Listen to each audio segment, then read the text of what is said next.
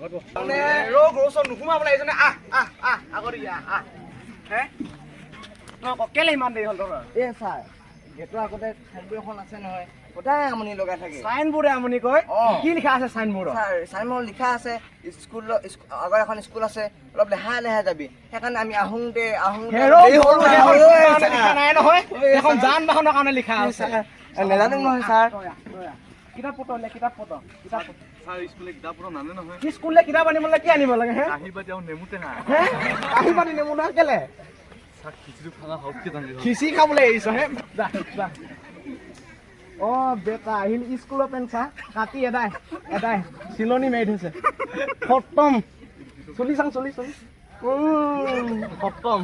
তোক আজি মই অংক কৰিম হা ভাবি ল ইয়াৰ পকেটত মটন 20টা আছে পকেটত মটন শেষৰহে থাকে শেষৰ ওলা যা তই যা শেষৰ কেলা এনেই ছাৰ হে এনেই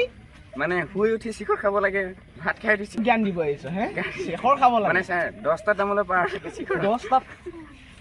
তোক প্ৰশ্ন সুধিম দিয়া ৰ মই তোক প্ৰশ্ন সুধিম দিয়া ছাৰ নেলাগে নেকি নেলাগে ৱাহ তই শুন চা এক কুইণ্টেল মালভোগ কলৰ দাম যদি 100 টকা হয় 5 কুইণ্টেল মালভোগ কলৰ দাম কেই টকা হ'ব ছাৰ এইডাল দামত যে আপোনাক এই ঘানটাও নিদিয়ে আপোনাক ইমান দাম তই তোক কালি কবিতা মুখস্থ কৰিলি নাই ছাৰ দিছিলে নেকি ৱাহ তোক মই কালি বাৰে কৈছিলোঁ কবিতা মুখস্থ কৰিম কৈছা নে মুখস্থ ছাৰ নামটো কৈ দিয়ক আমাৰ হোষ্টেল শুনি আমাৰ হোষ্টেলখনি ধুনীয়া ছোৱালীয়ে ভৰা গাল ঘঁহি ৰঙা কৰে আচলতে ফপৰে ধৰা কবিতা বিচাৰি নেপালি গৰু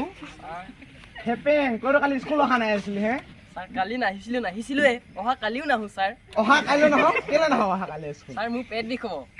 আগতে গম পালি তই ছাৰ দৰখাস্ত লিখি আনিছোঁ দৰখাস্তখন মাতচোন